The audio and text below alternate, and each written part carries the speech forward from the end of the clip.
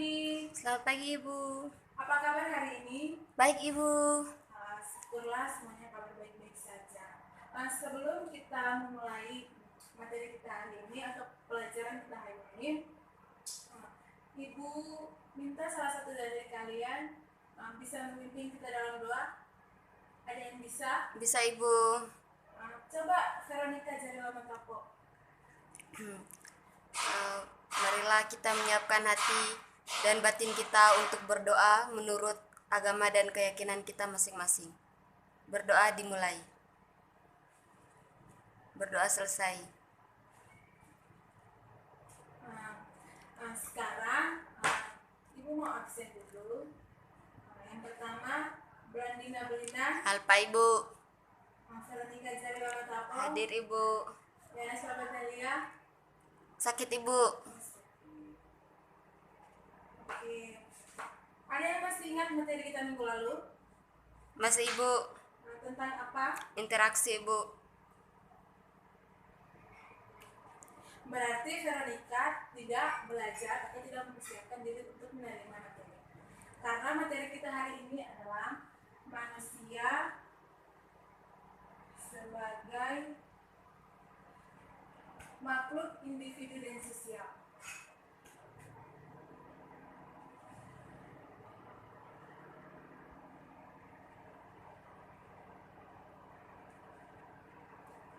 Bisa dipahami? Materi kita hari ini adalah manusia sebagai makhluk individu dan sosial. Bisa dimengerti? Bisa Ibu. Ada yang dari kalian dapat memahami atau dapat menjelaskan pengertian manusia sebagai makhluk individu itu sendiri? Ada yang bisa menjelaskan? Saya Ibu. Coba Veronica. Di sini saya ingin menjelaskan kalau manusia tidak mampu hidup sendiri, di mana dia menjalani hidupnya akan senantiasa bersama dan bergantung pada manusia lain. Ya, tepat sekali jawabannya. Jadi, yang pertama materi kita hari ini adalah hakikat manusia sebagai makhluk individu atau sosial. Dari hakikat tersebut dapat dijabarkan 3 unsur.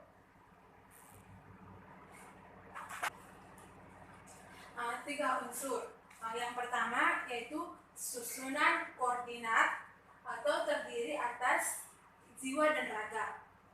Bisa dipahami? Bisa Ibu. Terus yang kedua, unsur yang kedua, di mana sifat koordinat terdiri atas makhluk individu dan sosial.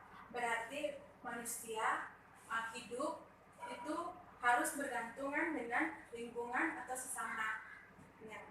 Yang ketiga, kedudukan kodrat terdiri atas makhluk yang berdiri sendiri dan makhluk Tuhan. Bisa dipahami? Bisa Ibu. Ada yang ingin bertanya? Tidak Ibu. Tidak. Berarti kita lanjut ke materi yang berikut, yaitu manusia sebagai makhluk individu. Tadi sudah dijelaskan dari teman kalian Veronica Jarila Matapo, yaitu manusia itu sebagai makhluk individu itu dia hidup harus menyatu dengan jiwa dan raganya sendiri, di mana dia hidup harus berdampingan dengan manusia lain. Dari bahasa Latin itu sendiri, individu itu berarti tidak terbagi. Berarti di sini manusia hidup dengan dirinya sendiri. Ada yang ingin bertanya? Tidak Bu. Yang materi yang berikut, faktor yang mempengaruhi pertumbuhan dan perkembangan individu dari sudut pandang yang berbeda. Faktor. Faktor yang pertama yaitu pandangan nativistik menyatakan bahwa pandangan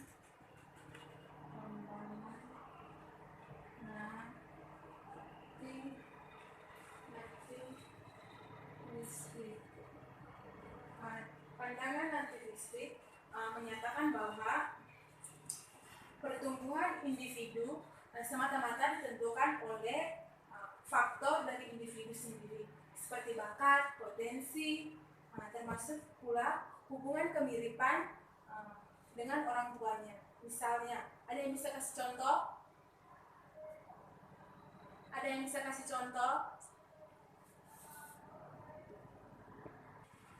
Ada yang bisa kasih contoh? Tidak, Ibu. Misalnya contohnya adalah jika ayahnya itu seorang seniman, pelukis atau penari, berarti anaknya bisa menjadi seniman, pelukis atau penari karena faktor gen atau turunan dari orang tuanya. Bisa dipahami? Oh, bisa, Ibu. Yang pandangan kedua yaitu pandangan empiristik. Kedua, pandangan empiristik. Bisa dibaca? Bisa, Ibu. Pandangan empiristik itu menyatakan bahwa pertumbuhan individu semata-mata didasarkan atas faktor lingkungan.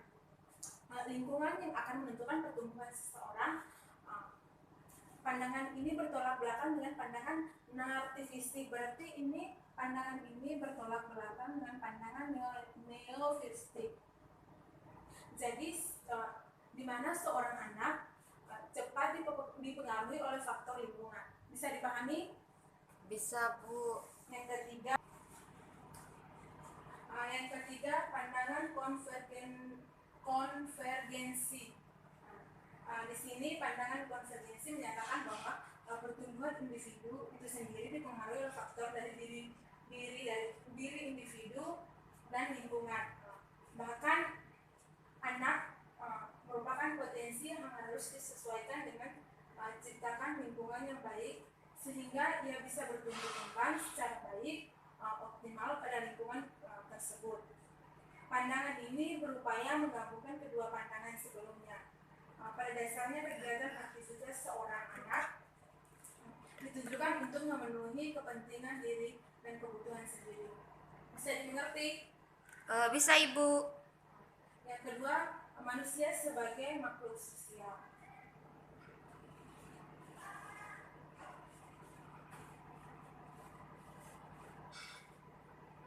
Yang kedua, manusia sebagai makhluk sosial.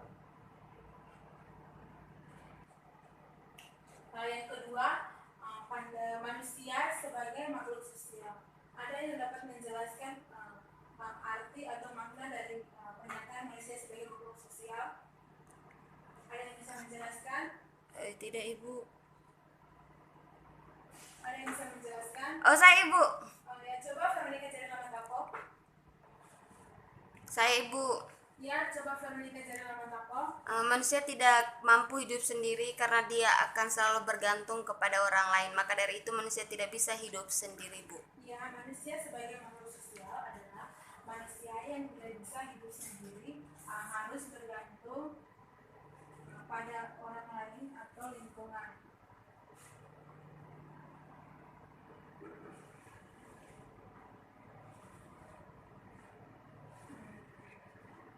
Jadi dapat dijelaskan bahwa manusia sebagai makhluk sosial itu dilahirkan dan selalu membutuhkan pergaulan dengan orang lain, terutama dalam hal kebutuhan makan dan minum, misalnya, dan lain-lain. Bisa dipahami? Bisa, Ibu. Terus yang berikut, penyebab manusia selalu hidup bermasyarakat dengan orang lain. Penyebab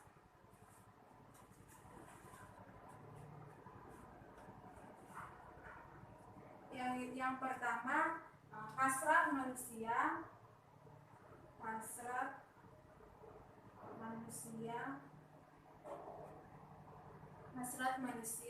untuk memenuhi keperluan makan dan minum, memenuhi kebutuhan.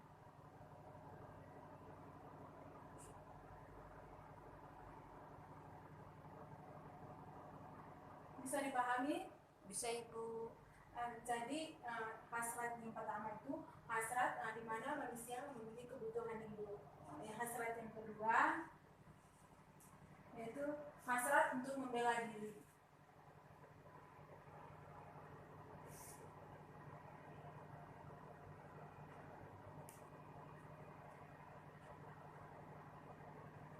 Bisa dibaca. Bisa Ibu. Yang ketiga, hasrat untuk mengadakan keturunan. Mengadakan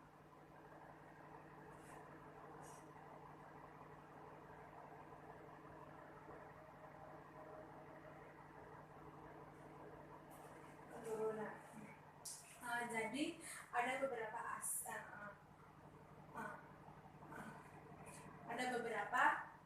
hasrat yang menyebabkan manusia selalu hidup bermasyarakat antara individu dan individu, individu dengan kelompok, kelompok dengan kelompok.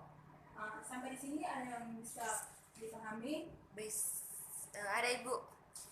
Bisa dipahami? Bisa Ibu. Atau ada yang ingin bertanya? Tidak Ibu.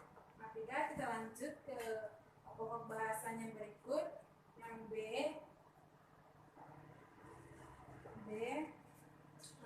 Peran manusia sebagai makhluk individu dan sosial. Peran manusia sebagai makhluk individu dan sosial. Ada yang bisa menjelaskan? Tidak Bu. Tidak, berarti peran manusia sebagai individu. Yang pertama, peran manusia sebagai makhluk individu. Sebagai individu, manusia memiliki harkat dan martabat yang mulia, di mana setiap manusia dilahirkan sama dengan harkat dan martabat yang sama pula. Perbedaan yang ada seperti perbedaan keyakinan, tempat tinggal, suku, agama, ras, budaya, dan golongan itu tidak meniadakan persamaan akan harkat dan martabat yang dimiliki oleh setiap manusia. Oleh karena itu, pengakuan dan penghargaan manusia sebagai makhluk sosial itu mutlak diperlukan.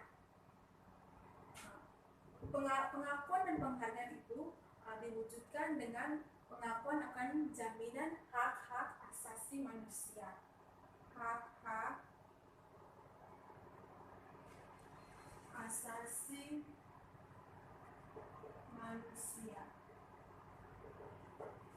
Hak-hak asasi manusia. Manusia memiliki hak-hak atas dasar yang sama yang tidak boleh dihalangi oleh manusia lain. Bisa dipahami? Bisa Ibu. Di sini dapat dijelaskan bahwa manusia sebagai makhluk individu itu berupaya merealisasikan segenap potensi dalam dirinya, di mana potensi jasmani maupun rohani itu di dalam jiwa dan raga seseorang individu itu bersifat kebedaan, dapat diraba dan bersifat real. Rohani atau jiwa adalah unsur-unsur manusia yang bersifat kerohanian, yang tidak berwujud, yang tidak bisa diraba atau ditangkap dengan indera. Bisa dipahami? Bisa Ibu.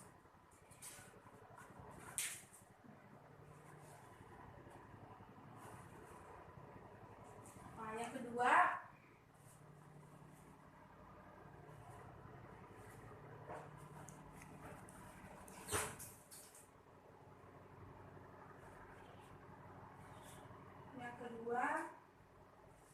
atau B, peran manusia sebagai makhluk sosial. Peran manusia sebagai makhluk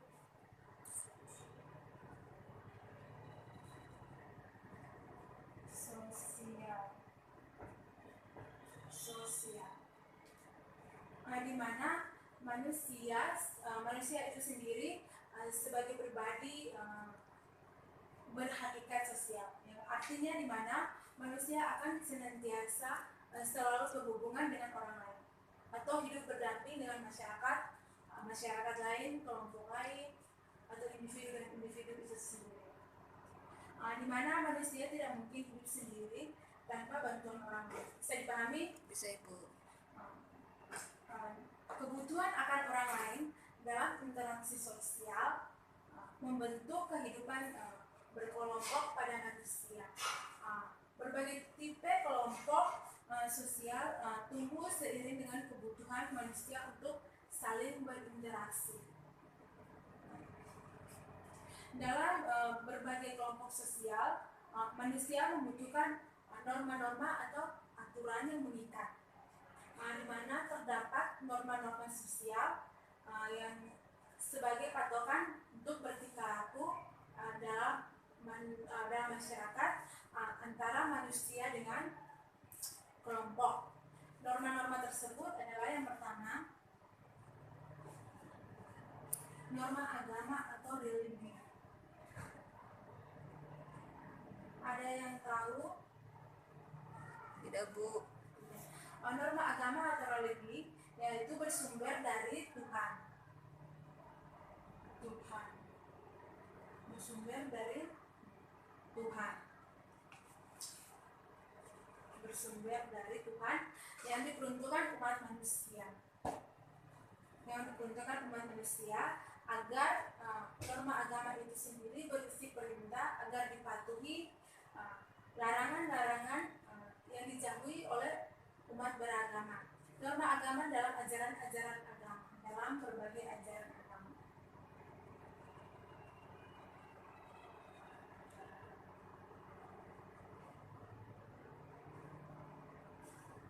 Yang kedua, norma kesusilaan atau moral.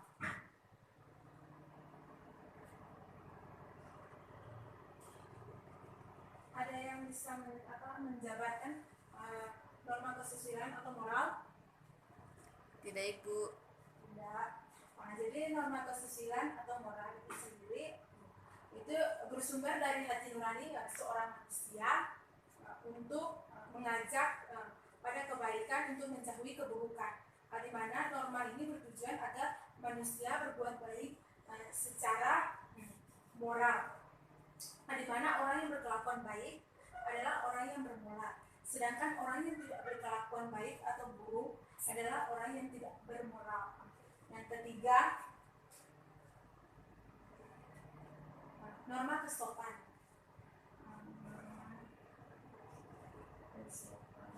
Veronica Lamatapo bisa atau tahu arti norma kesopanan? Veronica? Ya Ibu. Bisa menjelaskan arti atau makna dari norma kesopanan itu sendiri? Menurut saya norma kesopanan itu norma yang mengatur tingkah laku seorang individu. Tidak, di sini Ibu bisa mengatakan tidak salah, tidak benar, tapi merujuk pada yang benar. Bisa dipahami? Bisa Ibu. Jadi norma kesopanan adalah norma yang bersumber dari masyarakat yang berlaku terbatas pada lingkungan masyarakat yang bersangkutan. Norma ini dimaksudkan untuk menciptakan keharmonisan hubungan antar sesama. Veronica, bisa dipahami? Bisa Ibu. Oke, sekarang yang terakhir, norma hukum.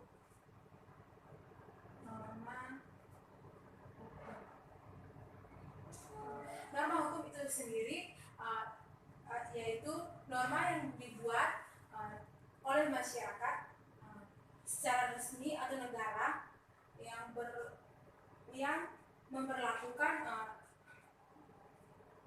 memperlakukan dapat dipaksakan, di mana norma hukum berisi perintah dan larangan yang dibuat dalam berbagai peraturan perundang-undangan yang bersifat tertulis. Bisa dipahami? Bisa Ibu. Oke, jadi sekarang kita masuk kepada materi yang berikut, yaitu C.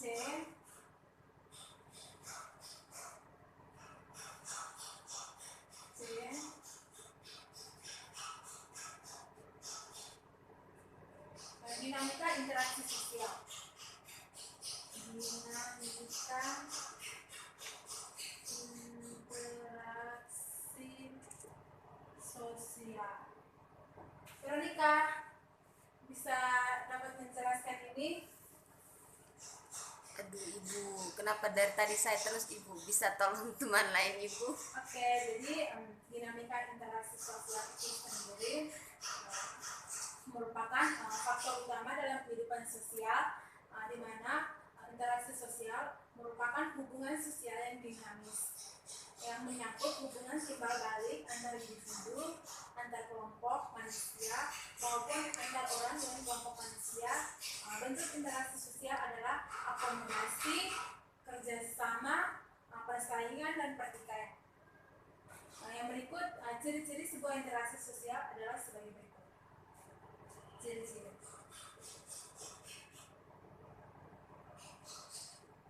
Yang pertama, pelakunya lebih dari satu orang. Lebih dari satu orang. Lebih dari satu orang. Yang kedua, adanya komunikasi antar pelaku melalui kontak sosial. Adanya komunikasi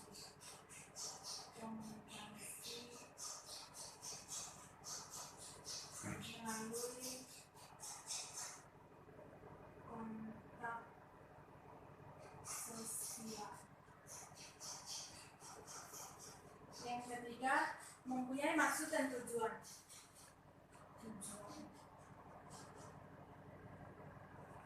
Di mana maksud dan tujuan adalah tindakan tersebut dengan diperkirakannya pelaku. Yang keempat, adanya dimensi waktu,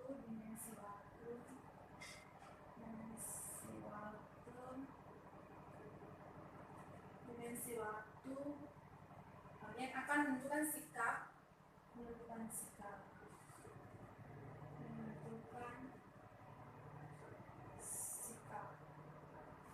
menentukan sikap aksi yang sedang berlangsung. Bisa dipahami? Bisa ibu. Syarat terjadinya interaksi sosial adalah adanya kontak sosial. Kontak sosial atau disebut komunikasi itu sendiri merupakan yang bersifat primer dan sekunder. Kontak primer terjadi apabila ada kontak langsung dengan orang, misalnya cara berbicara, jabat tangan, tersenyum dan sebagainya, itu merupakan kontak sosial secara primer yang terjadi. Secara sekunder misalnya melalui telepon, radio, televisi dan sebagainya. Kontak sosial dapat terjadi dalam 3 bentuk. Yang pertama, antar individu, terjadi misalnya seorang siswa baru mempelajari tata tertib dan budaya sekolah. Yang kedua, kontak antar individu dengan suatu kelompok, misalnya seorang guru mengajar di suatu kelas tentang suatu pokok bahasan. Dan yang ketiga, kontak antar kelompok dengan kelompok, misalnya kelas meeting antar kelas. Bisa dipahami? Bisa ibu. Ada yang tahu pengertian komunikasi? Tidak ibu.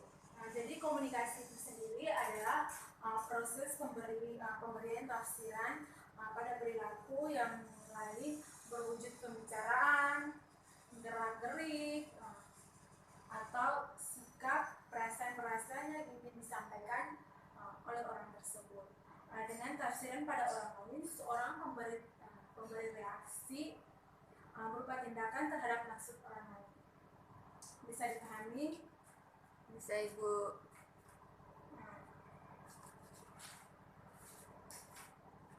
Berhasilnya interaksi sosial didasarkan atas berbagai faktor, antara lain faktor imitasi, sugesti, identifikasi, simpati, motivasi, dan empati. Jadi imitasi itu sendiri adalah proses atau tindakan seorang untuk meniru orang lain, baik sikap perbuatan, penampilan, gaya hidup, seperti itu. Kalau sugesti adalah rangsangan pengaruh atau stimulus yang diberikan individu kepada individu lain, sehingga orang yang diberikan sugesti itu melaksanakan apa yang disugestikan tanpa sikap kritis dan rasional. Bisa dipahami? Bisa Ibu. Kalau identifikasi itu sendiri adalah upaya yang dilakukan individu untuk menjadi sama atau identik dengan individu yang ditirunya. Proses identifikasi berhubungan erat dengan imitasi. Yang berikut simpati. Simpati adalah proses kejiwaan seseorang, individu yang merasa tertarik dengan individu atau kelompok karena sikap, penampilan, atau perbuatan. Kalau motivasi itu sendiri merupakan dorongan, rangsangan, pengaruh, atau stimulasi yang diberikan individu kepada individu lain, sehingga orang yang diberikan motivasi melaksanakan secara kritis, rasional, dan bertanggung jawab. Kalau empati itu sendiri adalah proses kejiwaan seorang individu untuk larut dalam perasaan orang lain, baik suka maupun duka. Sampai di sini ada yang sudah paham? Sudah Ibu. Ada yang ingin ditanyakan? Tidak Ibu. Jadi materi kita sampai di hari ini, nanti minggu depan baru kita lanjut lagi. Ada yang ingin ditanyakan? Tidak Ibu. Materi kita sampai hari ini. Baik, selamat siang untuk semuanya. Selamat siang Ibu. Sampai jumpa.